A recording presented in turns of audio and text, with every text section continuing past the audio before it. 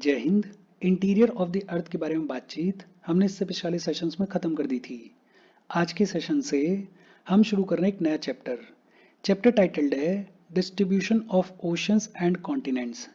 Oceans और continents के distribution के बारे में इस चैप्टर में हम पढ़ेंगे, बातचीत करेंगे। देखो शुरू करते हैं। अगर बहुत बेसिक इंट्रोडक्शन के तौर पे बात करें तो हमें ये ऑलरेडी पता है कि कॉन्टिनेंट्स अर्थ के सरफेस का लगभग 29% एरिया कवर करती हैं। Continents cover 29% of the surface of the अर्थ, और जो रिमेनिंग लगभग 71% है वो आता है ओशनिक वाटर्स के अंडर। बहुत सिंपल, कॉन्टिनेंट्स अर्थ के सरफेस का लगभग 29% एरिया कवर करती हैं और जो रिमेनिंग 71% है वो आता है ओशनिक वाटर्स के अंडर। कॉन्टिनेंट्स की और ओशंस की आज की डेट में जो प्रेजेंट पोजीशन है वो हमेशा से इस तरीके की नहीं होती थी, वो पास्ट में इस तरीके की नहीं होती थी।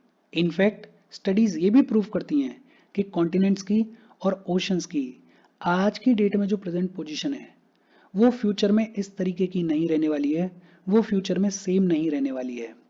और जब हमें ये समझ में आता है कि पास्ट में कॉन्टिनेंट्स की और ओशंस की पोजीशन अलग हुआ करती थी और फ्यूचर में कॉन्टिनेंट्स की और ओशंस की पोजीशन अलग होने वाली है, तो बट ऑब्वियस सी बात है कि दो तीन सवाल आते हैं।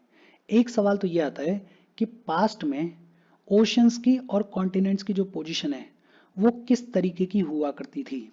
दूसरा सवाल ये आता है कि अगर ओशंस की और कॉन्टिनेंट्स की position over the period of time change हुई है तो क्यों चेंज हुई है और किस तरीके से चेंज हुई है।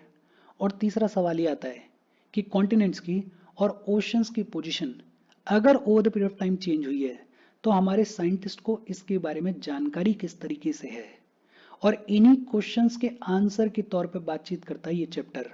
इस चैप्टर में बताया गया है कि over the period of time distribution of continents and oceans किस तरीके से चेंज हुआ है। Over the period of time बहुत सारे साइंटिस्ट आए, उन्होंने अपनी अपनी स्टडीज को कंडक्ट किया और उन्होंने अपनी अपनी थ्योरीज को पुट फॉरवर्ड किया regarding the distribution of continents and oceans. Initial phase में जो सबसे पॉपुलर थ्योरी पुट फॉरवर्ड की गई regarding the distribution of continents and oceans वो थी continental drift theory.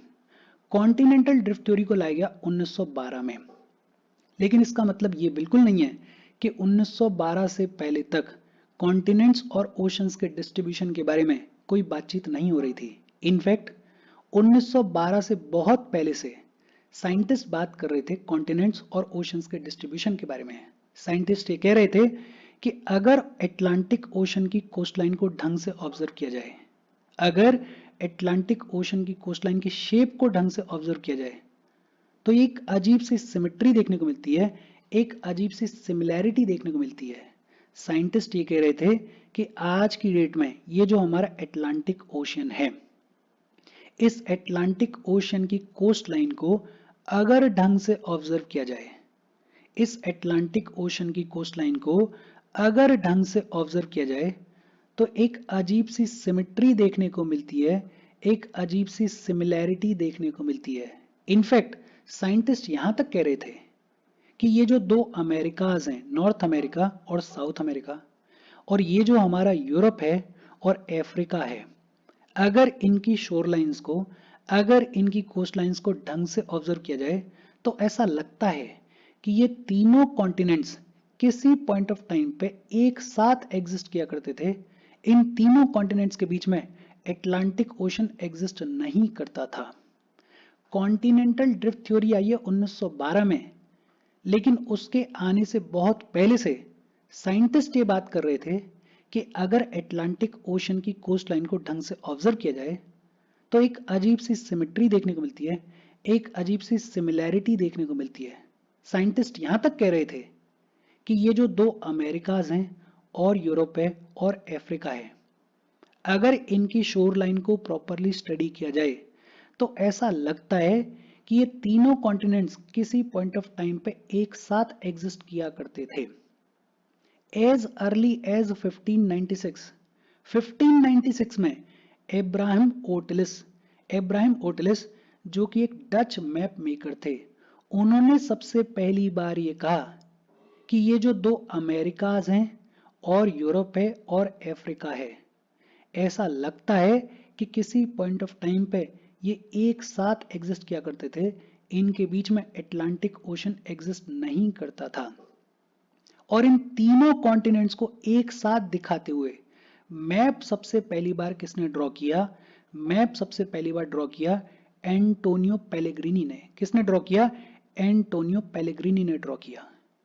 Continental drift theory आई 1912 में, लेकिन इसके आने से बहुत पहले से साइंटिस्ट बात कर रहे थे कॉन्टिनेंट्स और ओशंस के डिस्ट्रीब्यूशन के बारे में। साइंटिस्ट बात कर रहे थे कि ये जो दो अमेरिकाज हैं और यूरोप है और अफ्रीका है, पॉसिबिलिटी ऐसी नजर आती है कि किसी पॉइंट ऑफ टाइम पे ये एक साथ एग्जिस्ट किया करते थे, इनके बीच में अटलांटिक ओशन एग्जिस्ट नहीं करता था। लेकिन हाँ, जो सबसे डिटेल्ड और सबसे कॉम्प्रिहेंसिव थ्योरी पुट फॉरवर्ड की गई, वो पुट फॉरवर्ड की एल्फ्रेड वेगनर ने। एल्फ्रेड वेगनर जो कि एक जर्मन मेट्रोलॉजिस्ट थे, उन्होंने सबसे पहली बार कॉम्प्रिहेंसिव और डिटेल्ड थ्योरी को पुट फॉरवर्ड किया, और इस थ्योरी को क्या बुलाया गया? इस थ्योरी को बुलाया गया continental drift theory. Alfred Wegener लेकर आए कॉन्टिनेंटल ड्रिफ्ट थ्योरी, और कब लेकर आए? 1912 में लेकर आए। और अपनी इस कॉन्टिनेंटल ड्रिफ्ट थ्योरी में एल्फ्रेड वेगनर ने बात की about the distribution of oceans and continents. Continental drift theory कब लाई गई? 1912 में लाई गई। और कौन लेकर आया? एल्फ्रेड वेगनर लेकर आए। और अपनी इस थ्योरी में एल्फ्रेड वेगनर बात करेंगे about the distribution of the oceans and the continents. और वेगनर क्या कहेंगे? देखो, वेगनर ने ये कहा कि आज की डेट में ये जितने भी कॉन्टिनेंट्स हमें दिखाई देते हैं, वो पास्ट में किसी पॉइंट ऑफ टाइम पे एक सिंगल कॉन्टिनेंटल मास के जैसे एग्जिस्ट किया करते थे। वेगनर क्या कहते हैं? वेगनर ने कहा कि आज की डेट में ये जितने भी कॉन्टिनेंट्स हमें दिखाई देते हैं, वो किसी पॉइंट ऑफ टाइम पे एक सिंगल कॉन्टिनेंटल मास के जैसे एग्जिस्ट किया करते थे, और इनके इर्द गिर्द, या ये जो सिंगल कॉन्टिनेंटल मास है इसके इर्द गिर्द एक मेगा ओशन एग्जिस्ट किया करता था। बहुत सिंपल। कॉन्टिनेंटल ड्रिफ्ट थ्योरी में एल्फ्रेड वेगनर क्या कह रहे हैं कि आज की डेट में ये जो हमें कॉन्टिनेंट्स दिखाई देते हैं, ये पास्ट में किसी पॉइंट ऑफ टाइम पे एक सिंगल कॉन्टिनेंटल मास के जैसे एग्जिस्ट किया करता था, और ये जो सिंगल कॉन्टिनेंटल मास है इसके इर्द गिर्द एक मेगा ओशन एग्जिस्ट किया करता था। ये जो सिंगल कॉन्टिनेंटल मास है, या ये जो सुपर कॉन्टिनेंट है, इस सुपर कॉन्टिनेंट को क्या बुलाया गया? इस सुपर कॉन्टिनेंट को बुलाया गया पेंजिया। इस सुपर कॉन्टिनेंट को क्या बुलाया गया? इस सुपर कॉन्टिनेंट को बुलाया गया पेंजिया। और ये जो मेगा ओशन हुआ करता था, या ये जो सुपर ओशन हुआ करता था, इसको क्या बुलाया गया? इसको बुलाया गया पैंथालासा। इसको क्या बुलाया गया? इसको बुलाया गया पैंथालासा। सबसे पहली चीज वेगनर ने क्या कही कि आज की डेट में ये जितने भी कॉन्टिनेंट्स हमें दिखाई देते हैं, ये कॉन्टिनेंट्स किसी पॉइंट ऑफ टाइम पे एक सिंगल कॉन्टिनेंटल मास के जैसे एग्जिस्ट किया करते थे, और ये जो सुपर कॉन्टिनेंट है, इस सुपर कॉन्टिनेंट को क्या बुलाया गया? पेंजिया बुलाया गया। और इसके इर्द गिर्द एक मेगा ओशन हुआ करता था, और उस मेगा ओशन को क्या बुलाया गया? पैंथालासा बुलाया गया। फिर वेगनर ने यह कहा कि आज से लगभग 200 मिलियन ईयर्स अगो, आज से लगभग 200 मिलियन ईयर्स अगो ये जो पेंजिया है, ये दो कॉन्टिनेंटल मासेस में ब्रेकडाउन हुआ, ये दो कॉन्टिनेंटल मासेस में स्प्लिट हुआ। दो कॉन्टिनेंटल मासेस में पेंजिया टूटा। एक पार्ट कहलाया लॉरेशिया। एक पार्ट क्या कहलाया? लॉरेशिया, या कहीं कहीं आपको अंगारा भी लिखा मिलेगा। एक पार्ट कहलाया लॉरेशिया, और दूसरा पार्ट कहलाया गोंडवाना लैंड। दूसरा पार्ट क्या कहलाया? गोंडवाना लैंड कहलाया। वेगनर क्या कह रहे हैं कि आज से लगभग 200 मिलियन ईयर्स अगो ये जो पेंजिया है, ये दो कॉन्टिनेंटल मासेस में टूटा। एक कॉन्टिनेंटल मास कहलाया लॉरेशिया, और दूसरा कॉन्टिनेंटल मास कहलाया गोंडवाना। ये जो गोंडवाना लैंड है, ये सदर्न कंपोनेंट को फॉर्म करेगा, और ये जो लॉरेशिया है, ये नदर्न कंपोनेंट को फॉर्म करेगा। और फिर वेगनर ने कहा कि ये जो दो कॉन्टिनेंटल मासेस हैं, ये भी over the period of time और छोटे छोटे स्मॉलर कॉन्टिनेंट्स में टूटे, और इवेंचुअली आज के हमारे जो कॉन्टिनेंट्स हैं वो कॉन्टिनेंट्स फॉर्म हुए। बहुत सिंपल, यही सब कुछ लिखा हुआ है टेक्स्ट में। वैगनर आए 1912 में, उन्होंने अपनी कॉन्टिनेंटल ड्रिफ्ट थ्योरी दी और उन्होंने अपनी कॉन्टिनेंटल ड्रिफ्ट थ्योरी में क्या कहा, वैगनर ने ये कहा कि आज के डेट में ये जो कॉन्टिनेंट्स हमें दिखाई देते हैं वो किसी पॉइंट ऑफ टाइम पे एक सिंगल कॉन्टिनेंटल मास के फॉर्म में एग्जिस्ट किया करते थे और सिंगल कॉन्टिनेंटल मास के इर्द गिर्द एक मेगा ओशन हुआ करता था। ये जो सुपर कॉन्टिनेंट है इसको बुलाया गया पेंजिया और ये जो मेगा ओशन है इसको बुलाया गया पैंथलासा। फिर वैगनर ने कहा कि आज से लगभग 200 मिलियन ईयर्स अगो ये जो सुपर कॉन्टिनेंट पेंजिया है इसने टूटने की शुरुआत की, इसने स्प्लिट होने की शुरुआत की और ये टूटा दो लार्ज कॉन्टिनेंटल मासेस में। एक मास कहलाया लॉरेशिया और दूसरा कॉन्टिनेंटल मास कहलाया गोंडवाना लैंड। ये जो लॉरेशिया है ये नदन कंपोनेंट को फॉर्म करेगा और ये जो गोंडवाना लैंड है ये सदर्न कंपोनेंट को फॉर्म करेगा। फिर वैगनर ने ये कहा कि over the period of time ये जो लॉरेशिया है और ये जो गोंडवाना लैंड है ये और छोटे छोटे कॉन्टिनेंट्स में ब्रेक डाउन होगा और आज के हमारे जो कॉन्टिनेंट्स हैं वो फॉर्म होंगे। बहुत सिंपल, होपफुली आपको कॉन्टिनेंटल ड्रिफ्ट थ्योरी समझ में आई होगी। लेकिन जो बड़ा सवाल है वो बड़ा सवाल ये है कि कॉन्टिनेंटल ड्रिफ्ट थ्योरी को सपोर्ट करने के लिए एविडेंसेस क्या दिए गए। भाई ऊपर ऊपर से आप ये नहीं कह सकते हो कि यार पहले पेंजिया हुआ करता था, पैंथलासा हुआ करता था, फिर पेंजिया टूटा और दो लार्ज कॉन्टिनेंटल मासेस फॉर्म हुए, एक लॉरेशिया फॉर्म हुआ, एक गोंडवाना लैंड फॉर्म हुआ और फिर over the period of time ये जो लॉरेशिया है, ये जो गोंडवाना लैंड है, ये और छोटे छोटे कॉन्टिनेंट्स में टूटे और हमें आज के हमारे कॉन्टिनेंट्स मिले। ये जो आपकी थ्योरी है इस थ्योरी को सपोर्ट करने के लिए एविडेंसेस क्या दिए गए।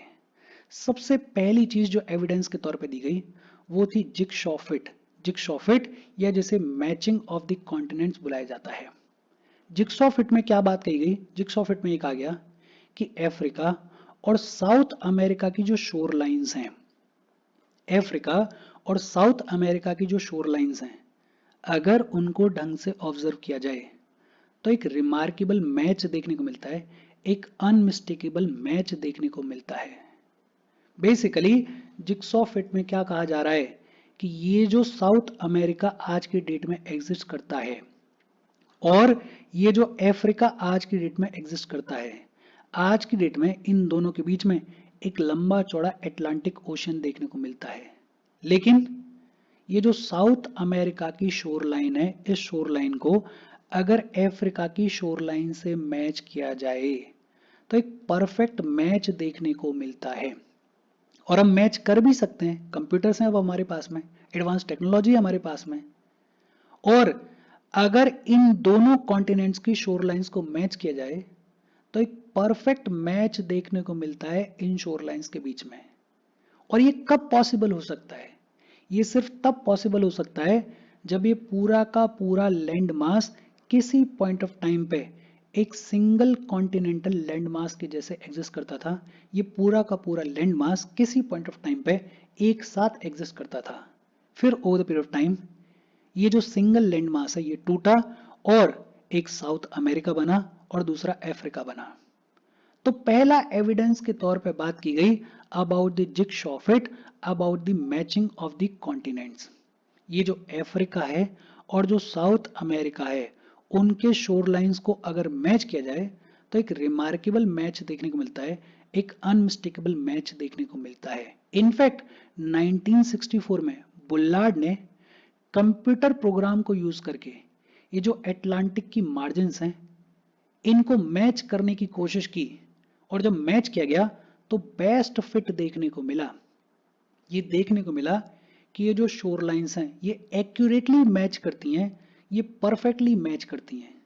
और अगर ये परफेक्टली मैच करती हैं तो इसका मतलब क्या है, बड़ा सिंपल सा मतलब है कि ये पूरा का पूरा कॉन्टिनेंटल लैंडमास किसी पॉइंट ऑफ टाइम पे एक साथ एग्जिस्ट करता था, एक सिंगल कॉन्टिनेंटल लैंडमास के जैसे एग्जिस्ट करता था। तो पहला एविडेंस के तौर पे बात की गई द मैचिंग ऑफ कॉन्टिनेंट्स के बारे में।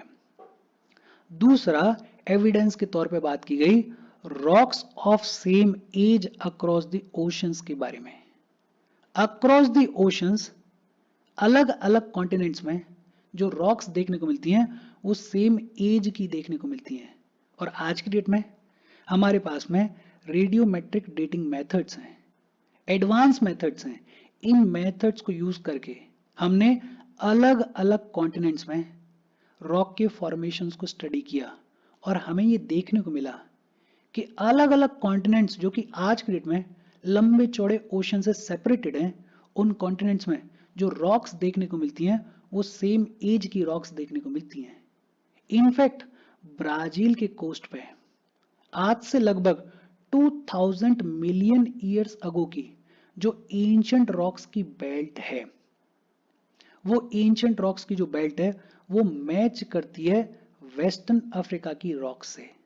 अब सोच के देखो, आज की डेट में ब्राजील का कोस्ट लगभग यहां पर है और वेस्टर्न अफ्रीका यहां पर है और इनके बीच में एक लंबा चौड़ा अटलांटिक ओशन है। लेकिन जो रॉक्स देखने को मिलती हैं, जो रॉक्स आज से लगभग 2000 मिलियन ईयर्स अगो की हैं, वो रॉक्स ब्राजील के कोस्ट पे भी और वेस्टर्न अफ्रीका में भी एकदम सेम देखने को मिलती हैं। अब सोचो ये कैसे पॉसिबल है? ये सिर्फ तब पॉसिबल है जब ये दोनों ही कॉन्टिनेंट्स किसी पॉइंट ऑफ टाइम पे एक सिंगल लैंडमास के जैसे एग्जिस्ट किया करते थे। और ये जो स्टेटमेंट है, ये स्टेटमेंट इस साल के प्रीलिम्स में एग्जैक्टली पूछा गया है। The belt of ancient rocks from Brazil coast matches with those from the western Africa. अगर आपने पेपर देखा होगा तो आपको पता होगा एग्जैक्टली यही लाइन पिकअप की गई है और पेपर में डाली गई है। In fact the earliest marine deposits along the coastline of South America and Africa are from the Jurassic age। जो साउथ अमेरिका और अफ्रीका की कोस्ट लाइन पे अर्लीस्ट मराइन डिपॉजिट्स देखने को मिलते हैं, वो भी सेम एज के हैं, वो भी जुरासिक एज के हैं। ये कैसे पॉसिबल है? ये सिर्फ तब पॉसिबल है जब ये जो साउथ अमेरिका है और ये जो अफ्रीका है, ये दोनों कॉन्टिनेंट्स किसी पॉइंट ऑफ टाइम पे एक सिंगल कॉन्टिनेंटल मास के जैसे एग्जिस्ट किया करते थे। आज की डेट में इनके बीच में लंबा चौड़ा अटलांटिक ओशन है। लेकिन हाँ, ये जो दोनों एविडेंसेस हमने देखे, jigsaw fit and rocks of same age across the oceans, ये कब पॉसिबल हो सकता है? ये सिर्फ तब पॉसिबल हो सकता है जब ये दोनों कॉन्टिनेंट्स किसी पॉइंट ऑफ टाइम पे एक सिंगल कॉन्टिनेंटल मास के जैसे एग्जिस्ट किया करते थे। फिर तीसरा एविडेंस के तौर पे बात की गई टिलिट के बारे में। टिलिट क्या होता है? It is the sedimentary rock formed out of deposits of glaciers. Glacier के डिपॉजिट से जो सेडिमेंट्री रॉक्स फॉर्म होती हैं उनको बुलाया जाता है टिलिट। और मजे की बात यह है कि इंडिया में जो गोंडवाना सिस्टम ऑफ सेडिमेंट्स देखने को मिलता है, इंडिया में जो गोंडवाना सिस्टम ऑफ सेडिमेंट्स देखने को मिलता है, वही सेम सेडिमेंट्स सदर्न हेमिस्फीयर के 6 अलग अलग लैंड मासेस में देखने को मिलते हैं। गोंडवाना सिस्टम ऑफ सेडिमेंट्स जो कि इंडिया में देखने को मिलता है, वही सेम सेडिमेंट्स सदर्न हेमिस्फीयर के 6 अलग अलग लैंड मासेस में देखने को मिलते हैं। अफ्रीका में देखने को मिलते हैं, फॉकलैंड आइलैंड में देखने को मिलते हैं, मेडागास्कर में देखने को मिलते हैं, अंटार्कटिका में देखने को मिलते हैं और ऑस्ट्रेलिया में देखने को मिलते हैं। अब सोचो कि ये जो जगह हम बात कर रहे हैं ये कितना अलग है। इंडिया हमारा यहाँ पर है, ये रहा इंडिया। ऑस्ट्रेलिया यहाँ पर है, ये रहा ऑस्ट्रेलिया। फॉकलैंड आइलैंड इधर साउथ अमेरिका के नीचे बिल्कुल यहाँ पर है कॉर्नर में। अंटार्कटिका बिल्कुल ही नीचे है और मेडागास्कर यहाँ पर है और अफ्रीका यहाँ पर है। ये इतनी अलग अलग लोकेशंस हैं आज के डेट में, लेकिन यहाँ पे जो गोंडवाना सिस्टम के सेडिमेंट्स हैं वो सेम देखने को मिलते हैं। ये कैसे पॉसिबल है? ये सिर्फ तब पॉसिबल है जब ये पूरा का पूरा लैंड मास किसी पॉइंट ऑफ टाइम पे एक साथ एग्जिस्ट किया करता था। और ये जो स्टेटमेंट है ये भी इस साल के प्रीलिम्स में एग्जैक्टली ऐसे ही पूछा गया है। The Gondwana system of sediments from India is known to have its counterparts in 6 different landmasses of the southern hemisphere। Same ये जो गोंडवाना सिस्टम के सेडिमेंट्स हैं वो इंडिया में देखने को मिलते हैं, अफ्रीका में देखने को मिलते हैं, फॉकलैंड आइलैंड में देखने को मिलते हैं, मेडागास्कर में देखने को मिलते हैं, अंटार्कटिका में देखने को मिलते हैं और ऑस्ट्रेलिया में देखने को मिलते हैं। और ये जो overall resemblance of the Gondwana type of sediments है, it clearly demonstrate that these land masses had remarkably similar histories। ये तभी पॉसिबल हो सकता है जब ये पूरा का पूरा जो लैंड मास है वो किसी पॉइंट ऑफ टाइम पे एक साथ एग्जिस्ट करता था, अदरवाइज ये पॉसिबल हो ही नहीं पाता। फिर चौथा एविडेंस के तौर पे बात की गई प्लेसर डिपॉजिट्स के बारे में। प्लेसर डिपॉजिट्स क्या होते हैं?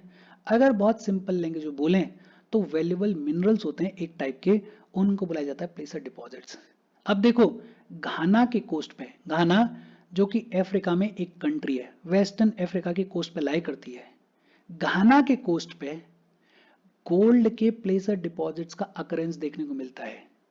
घाना के कोस्ट पे गोल्ड के प्लेसर डिपॉजिट्स का अकरेंस देखने को मिलता है। लेकिन मजे की बात क्या है कि गोल्ड के प्लेसर डिपॉजिट्स के लिए जो सोर्स रॉक की रिक्वायरमेंट होती है, वो सोर्स रॉक्स बिल्कुल भी प्रेजेंट नहीं है घाना के कोस्ट पे। सोर्स रॉक्स जिनसे गोल्ड के डिपॉजिट्स बनते हैं, वो सोर्स रॉक्स घाना के कोस्ट पे बिल्कुल भी प्रेजेंट नहीं है, लेकिन हाँ, गोल्ड के प्लेसर डिपॉजिट्स घाना के कोस्ट पे खूब देखने को मिलते हैं। ये कैसे पॉसिबल है? ये पॉसिबल है because the gold wearing veins are in Brazil. Brazil में गोल्ड वेयरिंग वेन्स हैं, and it is obvious that the gold deposits of the Ghana are derived from the Brazil plateau when the two continents lay side by side। क्या कहा जा रहा है? बड़ी simple सी बातचीत। ये जो इमेज है इसको थोड़ा सा क्लियर करते हैं, इसको थोड़ा सा साफ करते हैं, फिर चीजों को समझते हैं। क्या कहा जा रहा है? बड़ा सिंपल सा ये कहा जा रहा है कि देखो यहाँ पे घाना है, यहाँ पे क्या है? यहाँ पे घाना है। घाना में गोल्ड के डिपॉजिट्स देखने को मिलते हैं, लेकिन गोल्ड के डिपॉजिट्स के लिए जो सोर्स रॉक्स चाहिए होती हैं वो यहाँ पे प्रेजेंट नहीं है। अब यहाँ पे गोल्ड डिपॉजिट्स मिलते हैं, इसका पॉसिबल एक्सप्लेनेशन क्या हो सकता है? इसका पॉसिबल एक्सप्लेनेशन एक यही है कि ब्राजील में सोर्स रॉक्स देखने को मिलती हैं, और जब किसी पॉइंट ऑफ टाइम पे ये पूरा का पूरा जो कॉन्टिनेंटल लैंड मास है, जब ये एक साथ एग्जिस्ट करता था, तब ये गोल्ड के डिपॉजिट्स फॉर्म हुए, और ये जो गोल्ड के डिपॉजिट्स हैं आज की डेट में घाना में देखने को मिलते हैं। यही एक पॉसिबल एक्सप्लेनेशन है। अदरवाइज कैसे एक्सप्लेन करोगे कि सोर्स रॉक है नहीं लेकिन गोल्ड के डिपॉजिट्स देखने को मिलते हैं? और वही किताब में लिखा हुआ है। इनफैक्ट ये जो स्टेटमेंट है, ये स्टेटमेंट भी इस साल के प्रीलिम्स में पूछा गया था। The gold deposits of Ghana are derived from the Brazil plateau when the two continents lay side by side.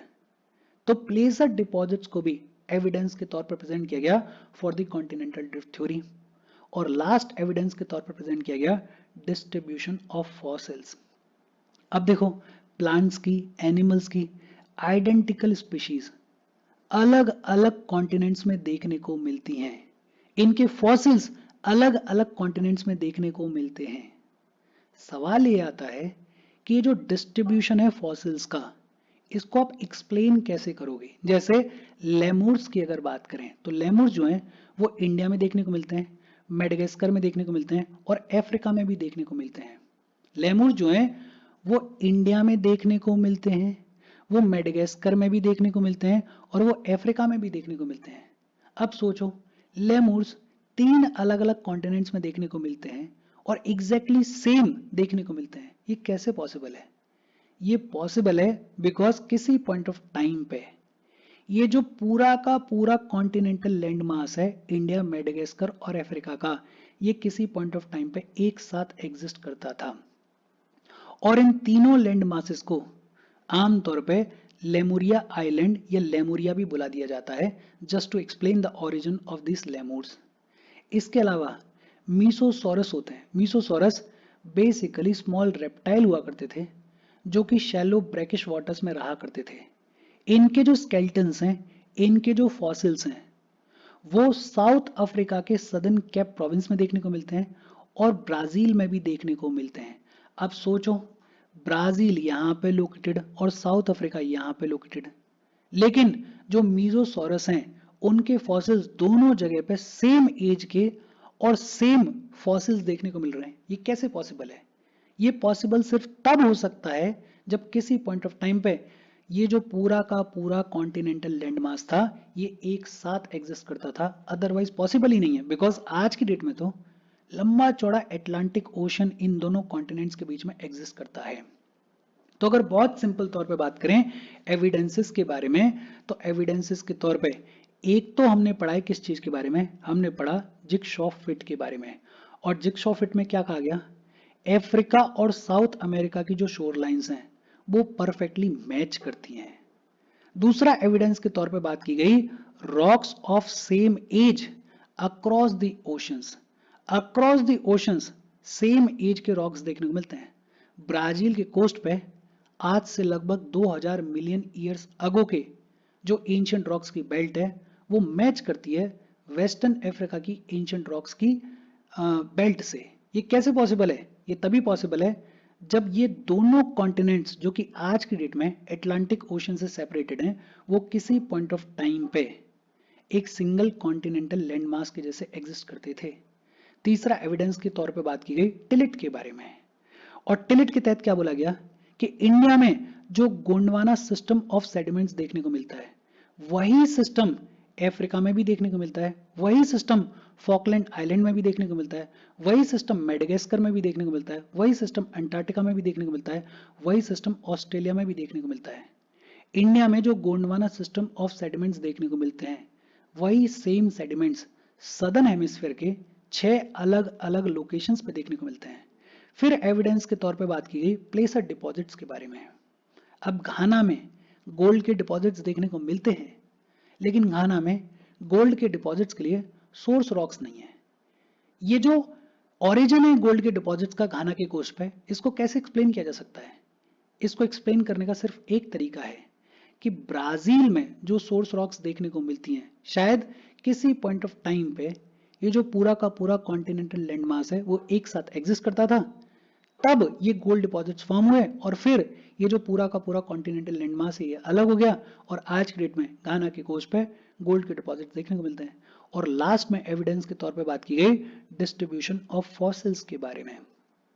Fossils का डिस्ट्रीब्यूशन अलग अलग लैंड मासेस पे देखने को मिलता है और सेम एज का सेम तरीके का देखने को मिलता है। फॉर एग्जांपल लेमुर्स की अगर बात करें तो लेमुर्स इंडिया में देखने को मिलते हैं, मेडागास्कर में देखने को मिलते हैं, अफ्रीका में देखने को मिलते हैं। मीजोसॉरस की अगर बात करें तो साउथ अफ्रीका और ब्राजील दोनों में ही मीजोसॉरस के फॉसिल्स देखने को मिलते हैं। ये एविडेंसेस हैं of the continental drift theory. Hopefully ये सारी चीजें आपको समझ में आई होंगी। अच्छा, एक सवाल ये भी आता है कि कॉन्टिनेंटल ड्रिफ्ट थ्योरी में एल्फ्रेड वैगनर ये कह रहे हैं कि कॉन्टिनेंट्स और ये जो ओशंस हैं इन्होंने अपनी पोजीशन को चेंज किया। ये जो कॉन्टिनेंट्स हैं वो कॉन्स्टेंटली ड्रिफ्ट कर रहे हैं, वो कॉन्स्टेंटली मूव कर रहे हैं। तो सवाल आता है कि भाई अगर मूवमेंट हो रहा है तो इस मूवमेंट के लिए कोई फोर्स भी तो रिस्पॉन्सिबल होगा। तो वैगनर ने बात की दो फोर्सेस के बारे में। एक तो वैगनर ने बात की पोल फ्लीइंग फोर्स के बारे में और दूसरा वैगनर ने बात की टाइडल फोर्स के बारे में। दो फोर्सेस के बारे में वैगनर ने बात की। एक तो पोलार फ्लीइंग फोर्स के बारे में। ये जो पोलार फ्लीइंग फोर्स होता है ये अर्थ के रोटेशन से रिलेटेड होता है।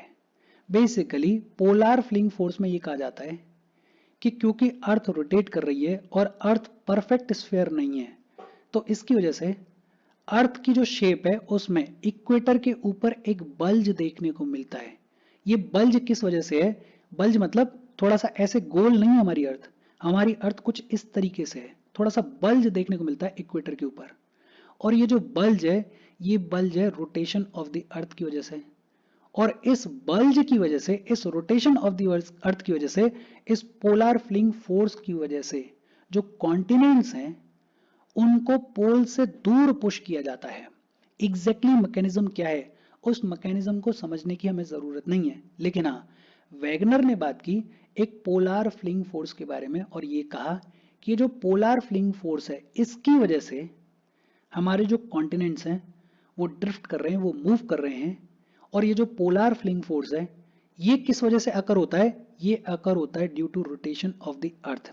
हालांकि ये जो पोलार फ्लिंग फोर्स है ये कॉन्टिनेंटल ड्रिफ्ट थ्योरी को बहुत अच्छे से एक्सप्लेन करता नहीं है, लेकिन हाँ इनिशियल फेज में बात की जा रही है जब इतनी एडवांस टेक्नोलॉजी नहीं थी, जब इतनी एडवांस चीजें नहीं थी, तब एटलीस्ट किसी थ्योरी के लिए अपना आर्ग्यूमेंट पुट फॉरवर्ड करना, एक रीजनिंग देना, एक कॉम्प्रिहेंसिव और डिटेल्ड थ्योरी को पुट फॉरवर्ड करना वो भी अपने आप में बड़ी बात होती थी। तो वैगनर ने एक जो फोर्स रिस्पॉन्सिबल बताया कॉन्टिनेंट्स के ड्रिफ्ट के लिए, कॉन्टिनेंट्स के मूवमेंट के लिए, वो था पोलार फ्लिंग फोर्स। और दूसरा फोर्स जिसके बारे में वैगनर ने बात की वो दूसरा फोर्स था टाइडल फोर्स। बेसिकली सन और मून का जो अट्रैक्शन है, जिसकी वजह से टाइड्स डेवलप होती हैं, इस टाइडल फोर्स की वजह से भी हमारी जो कॉन्टिनेंट्स हैं वो ड्रिफ्ट कर रही हैं, वो मूव कर रही हैं, ऐसा कहा वैगनर ने। तो ये जो कॉन्टिनेंटल ड्रिफ्ट है, ये जो कॉन्टिनेंट्स में ड्रिफ्ट देखने को मिल रहा है, मूवमेंट देखने को मिल रहा है, इसके पीछे दो फोर्सेस को रिस्पॉन्सिबल बताया वैगनर ने। एक तो पोलार फ्लिंग फोर्स, और ये जो पोलार फ्लिंग फोर्स है ये रिलेटेड होता है अर्थ के रोटेशन से, और दूसरा टाइडल फोर्स, टाइडल फोर्स ये रिलेटेड होता है सन और मून के अट्रैक्शन से। और इसके साथ कॉन्टिनेंटल ड्रिफ्ट थ्योरी की बातचीत हमारी खत्म हो गई। इसके आगे बात की गई है पोस्ट ड्रिफ्ट स्टडीज के बारे में और बहुत सारी थ्योरीज के बारे में। उस सब के बारे में आगे चलते हम पढ़ेंगे, बातचीत करेंगे। आज की बातचीत हम यहीं पे खत्म कर रहे हैं। कोई डाउट हो कमेंट करके पूछ लेना। मैं उम्मीद ऐसी कर रहा हूं कि कॉन्टिनेंटल ड्रिफ्ट थ्योरी आपको पूरे तरीके से समझ में आई होगी। Thank you very much. और जाने से पहले वीडियो पे लाइक के बटन को दबा दो। लाइक दबाना ज़रूरी है बिकॉज यूट्यूब ऐसे ही फंक्शन करता है, जब आप वीडियो पे लाइक के बटन को दबाते हो तो यूट्यूब वीडियो को कंसिडर करता है और थोड़ा सा पुश कर देता है। तो लाइक का बटन दबा दो, शेयर कर दो अपने सोशल मीडिया हैंडल्स पर, व्हाट्सएप वगैरह पे अपने फ्रेंड्स को, जो भी लोग इसमें इंटरेस्टेड हैं, इससे रिलेटेड पढ़ाई कर रहे हैं, उनको शेयर कर दो। अगर चैनल को सब्सक्राइब नहीं किया है तो फॉर श्योर चैनल को सब्सक्राइब कर लो। और अगर आप केपेबल हो, हेल्प करना चाहते हो, तो आप हमें हेल्प कर सकते हो by clicking on the join button, या फिर आप कंट्रीब्यूट कर सकते हो क्यूआर कोड को स्कैन करके। Thank you very much.